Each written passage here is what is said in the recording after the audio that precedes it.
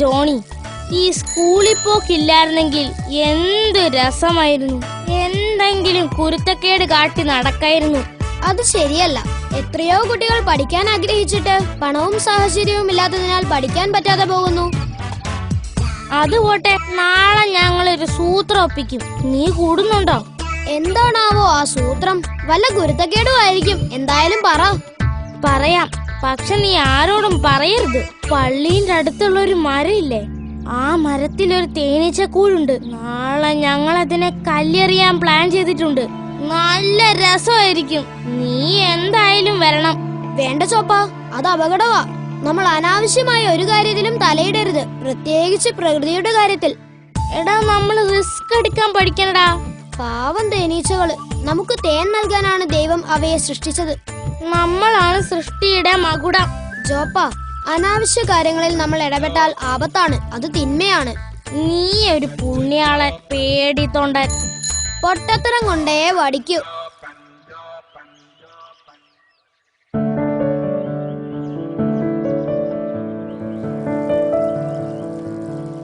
പോ ജോണി, നമുക്ക് നാളെ കാണാം. നാളെയാണ് ആ സാഹസിക ദിനം. ക്ലീറ്റസ് ഇപ്പ വരും. കാര്യങ്ങൾ പ്ലാൻ ചെയ്യണം. ജോപ്പാ, നിങ്ങൾ തേനീച്ചയുടെ കാര്യത്തിൽ തലയിടരുത്. നന്നായി മേടിക്കും. പാവങ്ങളെ ഉപദ്രവിക്കരുത്. അത് പാപമാണ്. പ്രകൃതിയെ സ്നേഹിച്ചു പഠിക്ക്. നീ പോടാ. എടാ, ഞങ്ങള് തേനീച്ചയുടെ മാത്രമല്ല, സകലതിലും ഇടപെടും. ദൈവം രക്ഷിക്കട്ടെ. നാളെ കാണാം. Yes bro.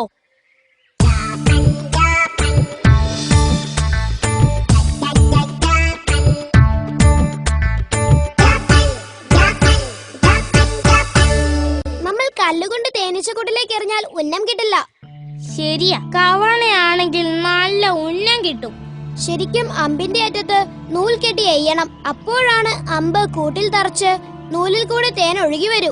അപ്പോ നക്കി നക്കി കുടിക്കണം.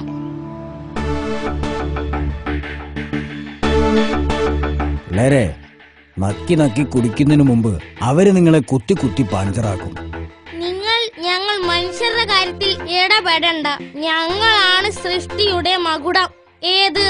ഞങ്ങൾ നാളെ തേനീച്ച കൂട്ടത്തിൽ കല്ലെറിയും. ആയുഷ്മാൻ ഭവ. ഈ കുട്ടികൾ കൊണ്ട് തോറ്റു. തേനാവുമ്പോ ഈ കുട്ടികൾക്ക് എടുത്താ പോരെ? ഉടൻ കൺട്രോൾ റൂമിൽ അറിയിക്കണം. തേനുൽപാദനത്തിന് സമയമായതിനാൽ ഇപ്പോഴവരുടെ ആക്രമണം അപകടകരമാണ്. Hello control room, cobra 1 over. Emergency intelligence report. നാളെ സ്കൂൾ കുട്ടികൾ നമ്മുടെ കൂടിനെ കല്ലെറിയും. അപകട മെസ്സേജ് ഓവർ.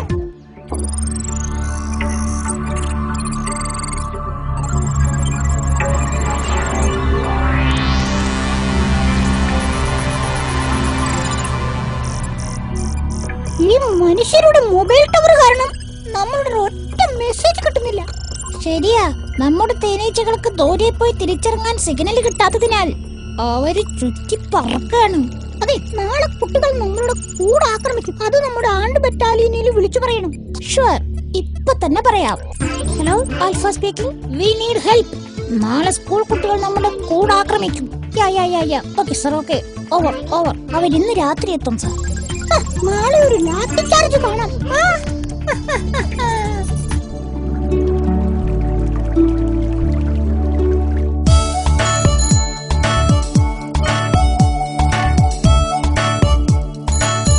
ലോക സമസ്ത സുഖിനോ ഭവന്തു. കുട്ടിക്ക് അർത്ഥം മനസ്സിലായോ ആവോ? മനസ്സിലായി മിക്കു മാമ. ലോകത്തിൽ എല്ലാവർക്കും സുഖം ഭവിക്കണം. ബഹുകേമൻ. കുട്ടിക്ക് അർത്ഥം മനസ്സിലായോ? പക്ഷേ കുട്ടിയുടെ കൂടെയുള്ളവൻ മണ്ടനാണ് കേട്ടോ. അവൻ മേടിക്കും.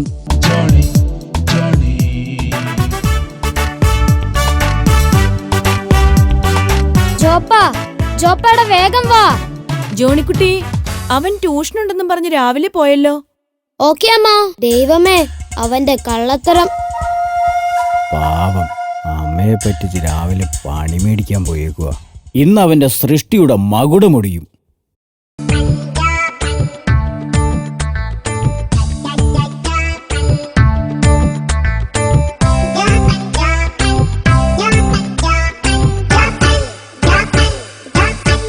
ജോപ്പ, ക്ലീറ്റസ്, ഇത് ദുഷ്ടതയാണ്, തിന്മയാണ്, അപകടമാണ്.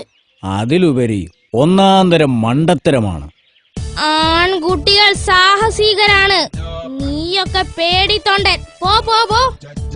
ഞങ്ങൾ തേൻ നുഴഞ്ഞു കുടിക്കുമ്പോൾ നോക്കി നിന്നോ കേട്ടോ. നിങ്ങൾ പുളഞ്ഞിരിക്കുമ്പോ ഞങ്ങള് നോക്കിയിരിക്കാം. ദൈവം സൃഷ്ടിച്ചവയിൽ മനുഷ്യൻ മാത്രമാണ് ബുദ്ധിമാൻ എന്ന് വിചാരിക്കരുത്. ജോണിക്കൊച്ചവാ, നമുക്ക് ദൂരെ ആ പൂമരത്തിന്റെ ചുവട്ടിൽ നിൽക്കാം.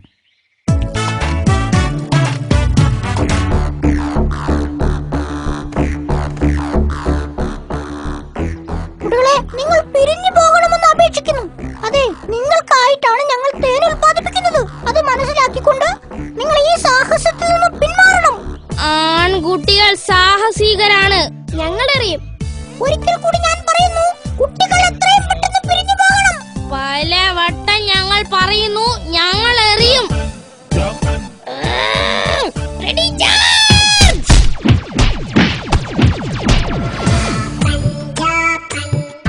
ജോപ്പ, ഇന്നത്തെ ട്യൂഷൻ കഴിഞ്ഞോ? സമ്പർക്കണേഹ മണഗുണാഹ. മനസ്സിലായോ? എന്ന് പറഞ്ഞ എന്നടാവേ? ദുഷ്ടസമ്പർക്കം മണഗുണ, അത്ര തന്നെ. ജോബ, ഇതാണോടെ സൃഷ്ടിയുടെ മകുടം?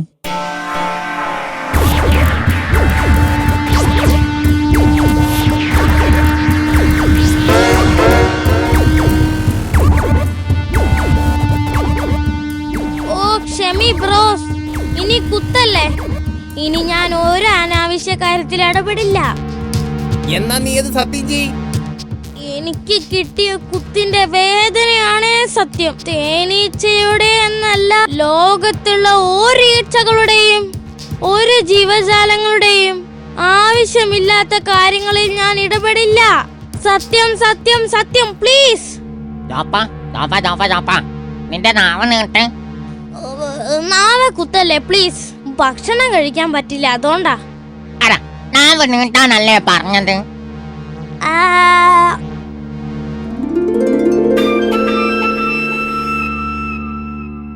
നന്മയുടെ പാഠങ്ങൾ ആദ്യം കഴിക്കും, പിന്നെ മധുരിക്കും.